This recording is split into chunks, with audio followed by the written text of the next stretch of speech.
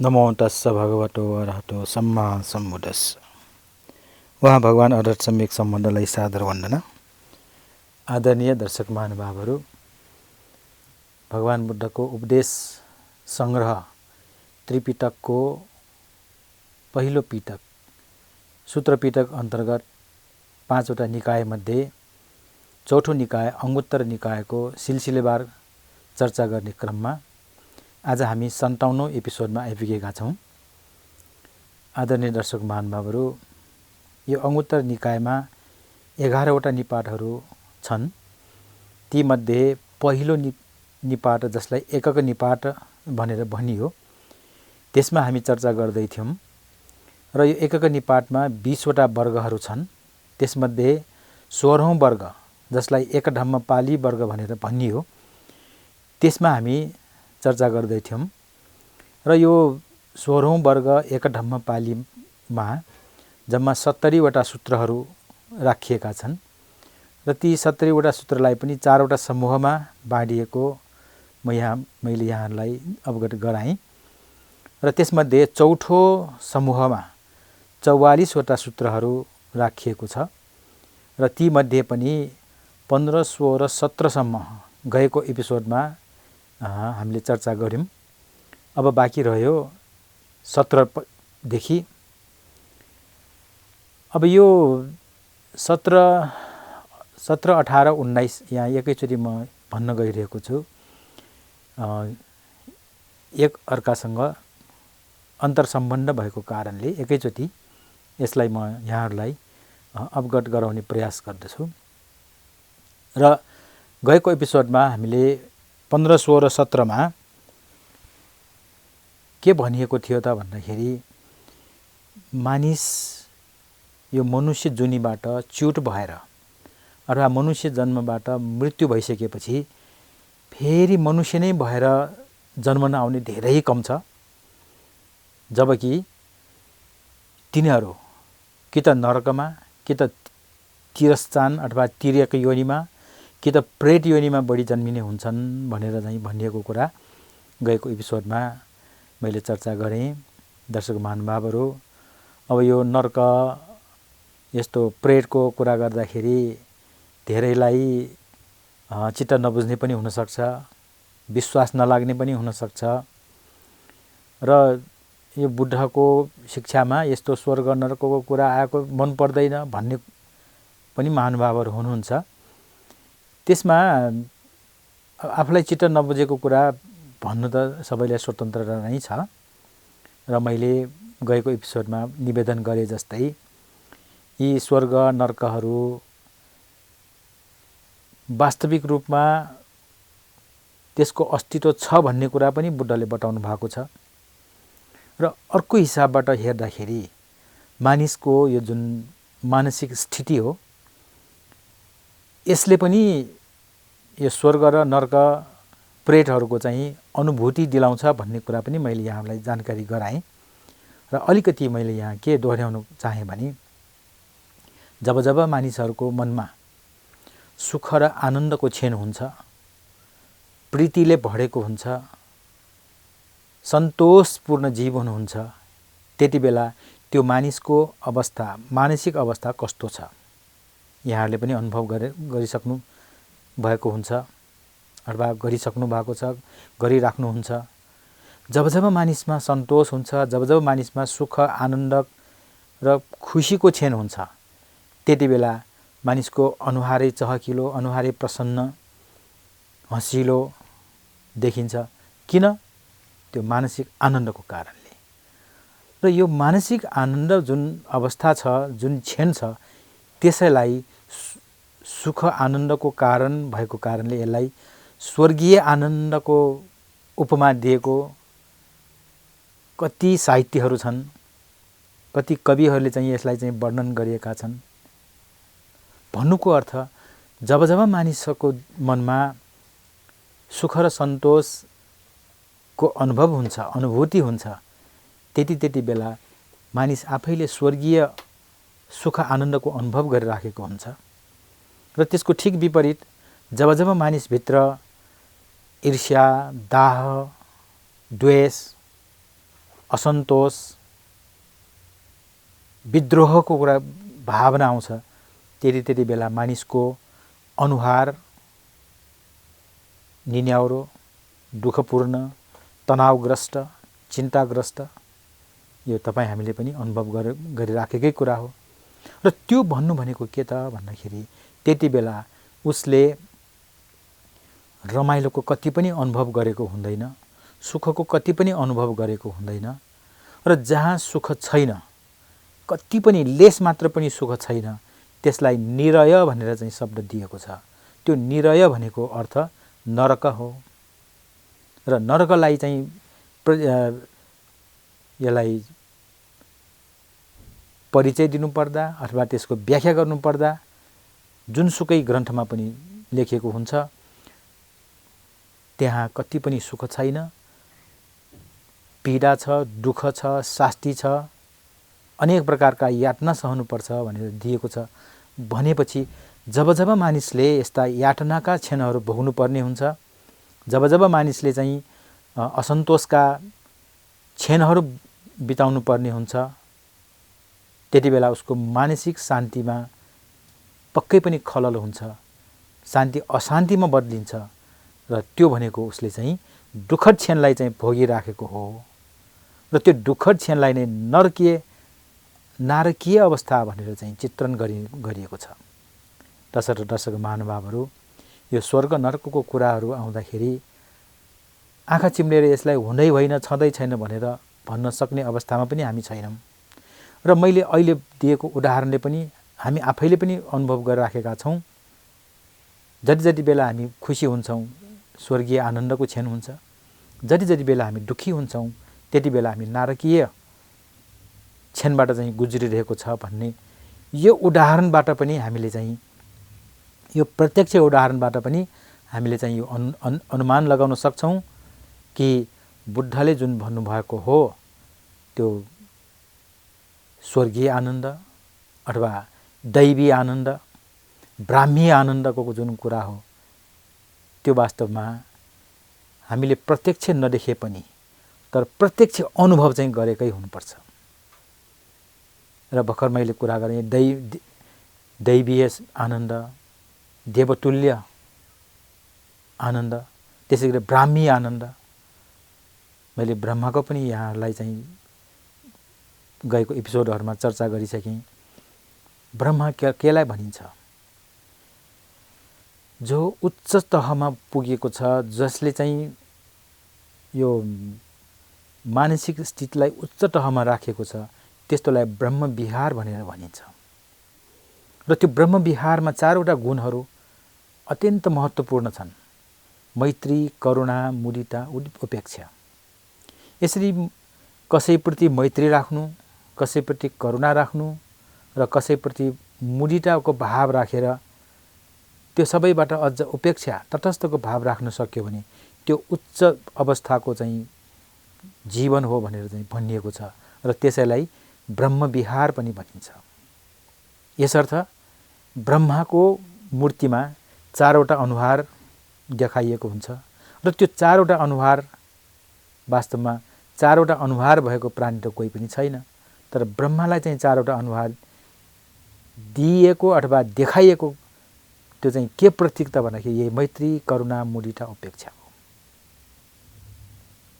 तसर्थ र जब जब मानिसहरूमा यो मैत्री, करुणा, मुदिता, उपेक्षाको चाहिँ भाव आउँछ त्यति बेला उसको मानसिक अवस्था यति शान्ति, यति शीतल, यति सुखमय हुन्छ।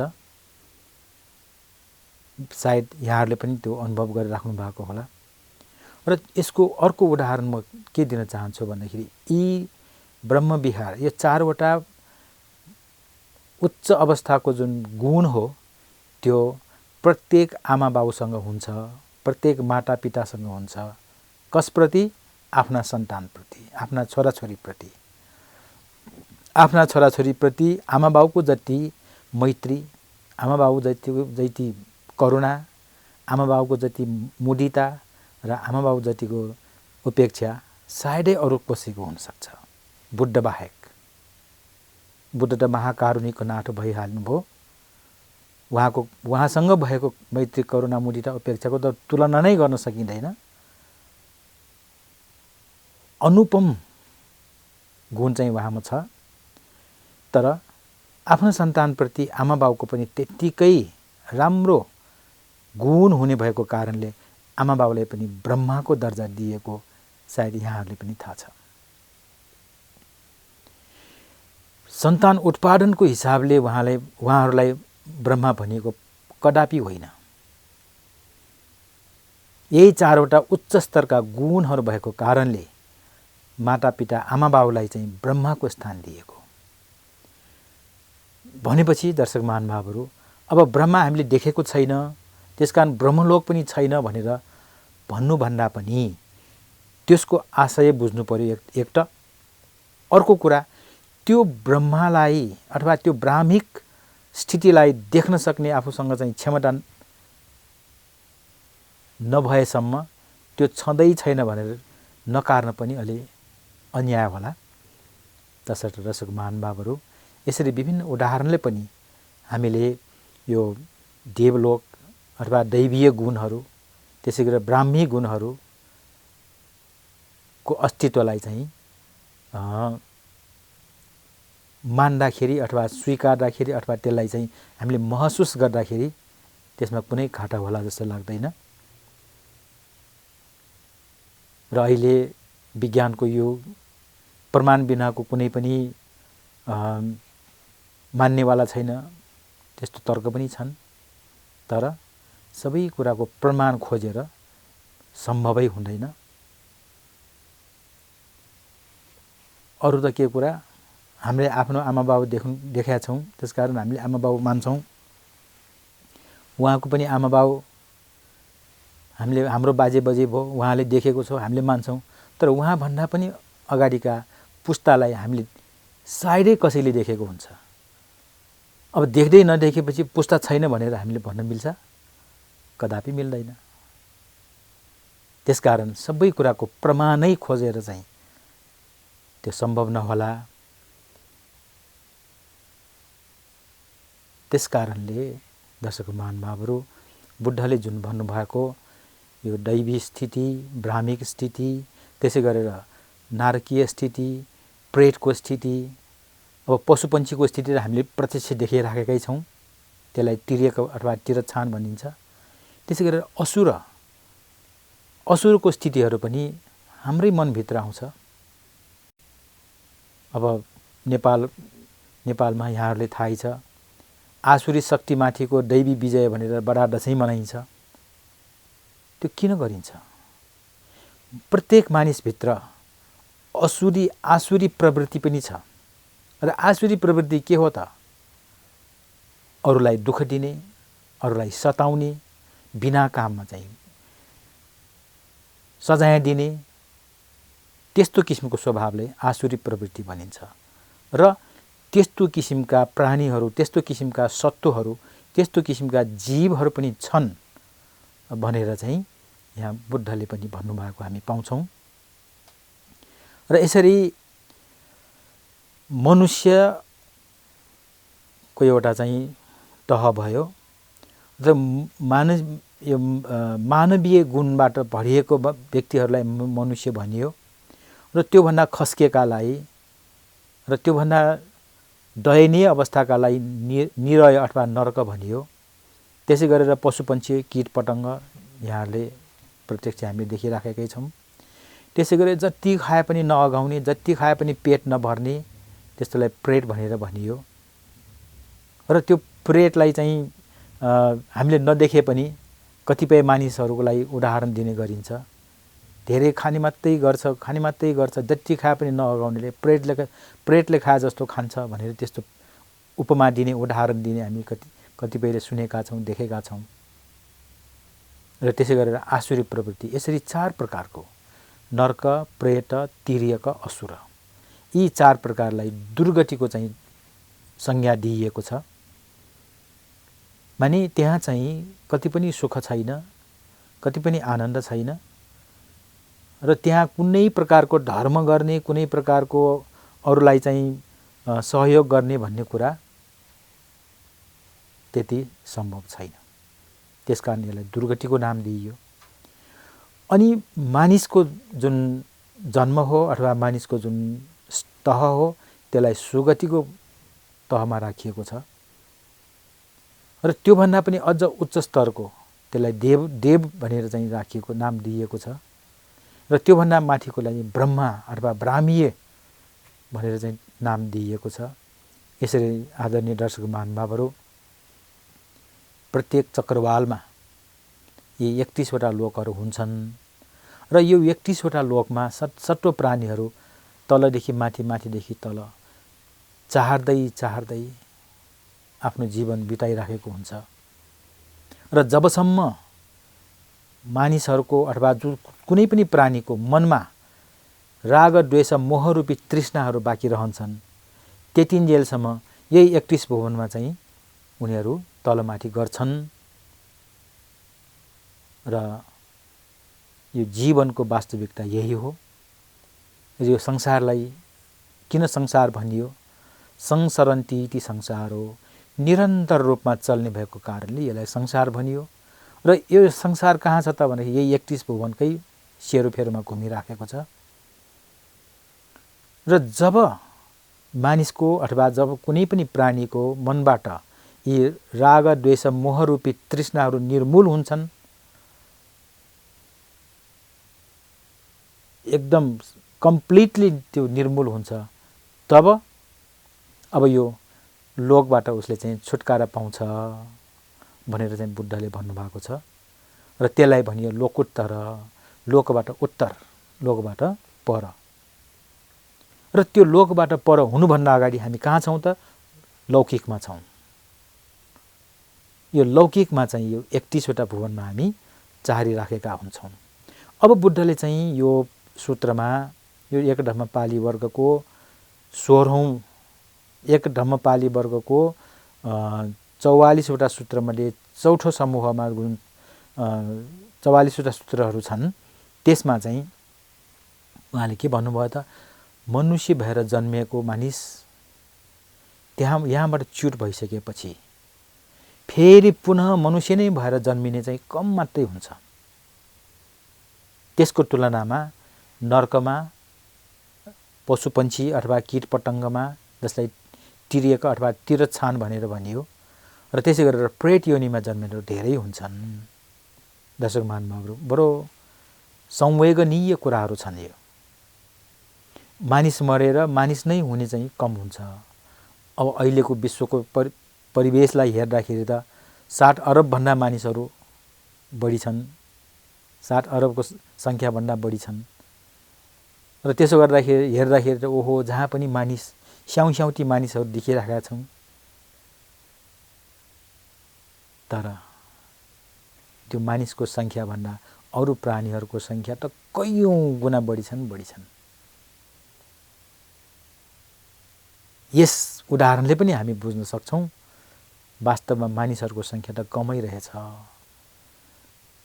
अब यो हावामा मात्रै हामीले चाहिँ यन्त्र राखेर हेऱ्यौँ भने कति जीवाणुहरू हुन्छ। माटोमा मात्रै हामीले हेऱ्यौँ भने पनि कति जीवाणुहरू हुन्छन्। पानीमा हेऱ्यौँ जलचरहरू कति छन्, असङ्ख्य छन्। कतिपय जलचरहरूको अहिलेसम्म पहिचानै भइसकेको छैन, नामै राख्न सकेको छैन। विज्ञानले हाम्रो चाहिँ अध्ययन अनुसन्धान गर्दै गएर यी सबै कुराहरू हामी सामु ल्याएको छ। तर विज्ञानले त्यो अध्ययन त्यहाँसम्म पूर्ण रूपमा अध्ययन चाहिँ अहिले पनि बाँकी नै छ। यस कारणले पनि यी उदाहरणहरूले पनि हामी चाहिँ अन्दाज गर्न सक्छौँ वास्तवमा मानिसहरूको सङ्ख्या त्यति धेरै त होइन रहेछ।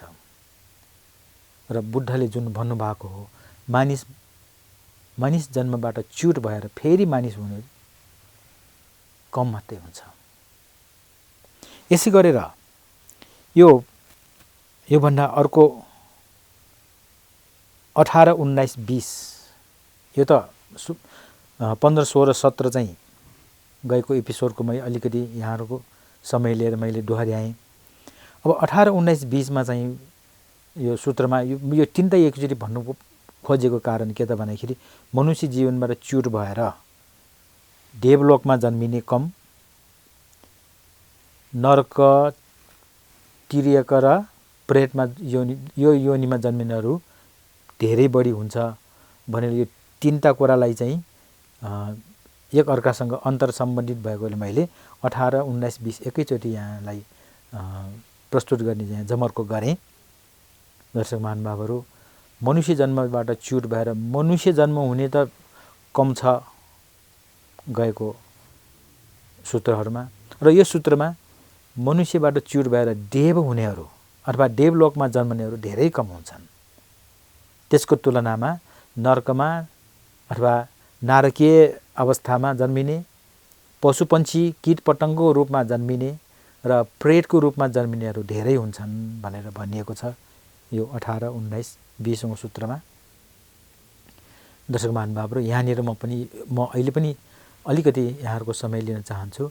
यो देवलोकमा जन्मिने भनेर चाहिँ जुन भनियो, मैले अघि पनि निवेदन गरेँ, जति बेला हाम्रो मन आनन्दित हुन्छ, सुखको अनुभव गरिन्छ, त्यति बेला हामी स्वर्गीय अवस्थामा छौँ र त्यसलाई दैवीय अवस्था पनि भन्न सकिन्छ। अब बुद्धले भन्नुभएको त्यो देवको अनुसार यहाँ देवलोक पनि 6वटालाई चाहिँ बताइएको छ। यो 6वटा देवलोक यो प्राणीहरूको आफ्नो कर्म अनुसार आफूले गरेका राम्रा कामहरू, त्यो कामहरूको तह अनुसार, कामहरूको वर्गीकरण अनुसार 6 प्रकारका देवलोकहरूमा उत्पत्ति हुन्छन् भनेर राखिएको छ। जस्तो अहिले प्रत्यक्ष हामीले चाहिँ भन्नुपर्दाखेरि राम्रा काम गर्ने मान्छेहरू यो पदोन्नति भएर, प्रमोसन भएर माथिको दर्जामा पुगिन्छ भने जस्तै यो कुशल काम, राम्रा कामहरू गरेर, अरूलाई मद्दत गरेर, अरूको हित चिताएर, परिवारलाई चाहिँ भरण पोषण गरेर, आमा बाउलाई चाहिँ राम्रोसँग सेवा गरेर, शील, पञ्चशील राम्रोसँग पालन गर्ने व्यक्तिहरू त्यो देवलोकमा जन्मिन्छ भनेर चाहिँ भनिएको छ। त्यसमध्ये 6वटा देवलोक। पहिलो देवलोक चतुर्महाराजिको भनेर भनिएको छ। यो भनेको यो लोकलाई पालन गर्ने अथवा रक्षा गर्ने 4 दिशामा भएका 4 देवतालाई लोकपाल देवता भनेर भनिन्छ। तिनीहरू 4 जना हुन्छन् र पहिलो देवलोकको सुरुवात चाहिँ यहाँबाट हुन्छ, चतुर्महाराजिको 4 जना लोकपाल देवता। त्यसपछि त्यहाँबाट गएर ट्राइत्रिंश भनेर भनियो, तावतिंश भनेर चाहिँ पालीमा भनिन्छ। ट्राइत्रिंश भनेको त्यहाँ 33 जना देवताहरूको समूह छ। सायद यही 33 जना देवताको समूहको कारणले गरेर नेपालमा 33 कोटी देवताको प्रचलन पनि आएको हुनसक्छ दर्शक महानुभावहरू। तर यो बौद्ध दर्शनमा चाहिँ 33 करोड होइन, 33 जना ट्राइत्रिंश भनेर, ट्राय भने 3, त्रिंश भने 30 र 3 र 30 गरेर 33 जना देवताहरू बस्ने ठाउँ भनेर चाहिँ भनियो र त्यो ठाउँमा इन्द्र पनि बस्छ भनेर भनिएको छ। चतुर्महाराज, ट्राइत्रिंश, त्यसपछि गएर यामा भनेको अब यसलाई यमलोक पनि हामीले चाहिँ भन्न सक्छौँ। त्यसपछि टुसिता देवलोक भनेर भनियो। त्यो टुसिता देवलोकमा चाहिँ भविष्यमा बुद्ध हुने बोधिसत्व बस्नुहुन्छ भन्ने चाहिँ भनिएको छ र अहिले वर्तमानमा पछि आउने मैत्रेय बुद्ध हुने मैत्रेय बोधिसत्व चाहिँ त्यहाँ अहिले विराजमान हुनुहुन्छ भनेर भनिएको छ। र यो टुसिता देवलोकलाई कसैले सुखावती भुवन भनेर पनि भनिएको छ। किन भन्दाखेरि त्यहाँ बोधिसत्वबाट निरन्तर रूपमा चाहिँ धर्मदेशनाहरू सुन्न पाइने, धर्मको अभ्यास गर्न पाइने, त्यसो हुनाले त्यहाँ चाहिँ सुखावती भुवन भनेर पनि भनिएको पाइन्छ। र यसरी टुसितापछि त्यसपछि निमानरटी भनेको आफैमा एक प्रकारको यो प्रकाश उत्पन्न भएर त्यस्तो तेज भएका देवताहरू र त्योभन्दा माथि वशवर्ती मार भनेर भनियो। मार पनि एउटा देवता नै यहाँ गनिएको छ र उसले चाहिँ उसको काम के त भन्दाखेरि कसैको मनमा चाहिँ यो अन्योल पैदा गर्ने, कुनै राम्रो काममा चाहिँ बाधा गर्ने त्यस्तो किसिमको चित्रण गरिएको छ। यसरी 6वटा देवलोक। अब यो मनुष्य भएर जन्मिएर त्यसपछि उसले मृत्युपछि यो 6वटा मध्ये कुनै पनि देवलोकमा उत्पन्नहरू धेरै कम हुन्छन्। त्यसको ठिक विपरीत नरक, यो प्रेत अनि तिर्यक पशुपन्छी कीटपतङ्गमा जन्मिने धेरै हुन्छन्। किन त? अब यहाँ कुरा आउँछ। किन भन्दाखेरि तपाईँ हामीले चाहिँ विचार गर्नुहोस्। बिहान उठेदेखि बेलुकासम्मको हाम्रो चित्तको अवस्थालाई एकचोटि विश्लेषण गरेर हेर्नुहोस्, निहालेर हेर्नुहोस्। हाम्रो मनमा राम्रो विचार भन्दा पनि नराम्रा विचारहरू धेरै आउँछ। अरूलाई राम्रो गर्ने विचार भन्दा पनि अरूलाई नराम्रो गर्ने विचार धेरै आउँछ। हामीले कसैलाई सघाउँ भन्ने विचार भन्दा पनि कसैको चाहिँ बिगार्ने, कसैको चाहिँ कसरी लुट्ने, कसैलाई कसरी हानि गर्ने, कसरी मान्छेलाई दुःख दिने भने डाउपेचका कुराहरू धेरै आउँछ। नपत्या आफैलाई एकचोटि निहालेर हेर्नुहोस्। त्यो घटिबढी हुन सक्ला, तर प्राय गरेर राम्रा विचारलाई चाहिँ हामीले उत्पादन गर्नुपर्छ। नराम्रा विचार त त्यसै उत्पत्ति भएर चाहिँ यो जीवन जगतमा हामी खेलिराखेका हुन्छौँ र जति जति हाम्रो चित्तले चाहिँ नराम्रो विचारतिर हामी ढल्किन्छौँ त्यति त्यति त्यो अपाय, नर्कतिर, पशुपन्छीतिर, प्रेततिर हामी चाहिँ ढकेलिँदै जान्छौँ। अनि दिनभरिमा चाहिँ कति हामीले चाहिँ त्यो नराम्रो कमायौँ त। एउटा उदाहरण, त्यसैलाई जन्मभरिको अब कति वर्ष हामी बाँच्यौँ त्यो भरिको हिसाब गर्दाखेरि राम्रो बढी छ कि नराम्रो बढी छ, त्यसैबाट चाहिँ मूल्याङ्कन हुन्छ। दर्शक महानुभावहरू, त्यो मूल्याङ्कनबाट के थाहा हुन्छ त भन्दाखेरि राम्रो अवस्थाको स्थिति भनेको थोरै हुन्छ, नराम्रो चाहिँ धेरै हुन्छ। यसबाट पनि यो कुरालाई हामी प्रमाणित गर्न सक्छौँ, यसलाई हामी उदाहरण लिन सक्छौँ। र यति मात्रै होइन, यो उदाहरणबाट हामीले अब हाम्रो गन्तव्य के हो भन्ने कुरालाई पनि निर्क्यौल गर्न सक्छौँ। आदरणीय दर्शक महानुभावहरू, आजको यस एपिसोडको समय सकिएको सङ्केत पाएको हुनाले आज म यहीँ बिदा हुन चाहन्छु। ध्यान दिएर सुनिदिनु भएकोमा धेरै धेरै धन्यवाद र बोरी टेलिभिजनलाई पनि धन्यवाद दिँदै बिदा हुन चाहन्छु। भवतु सर्वमङ्गलम्।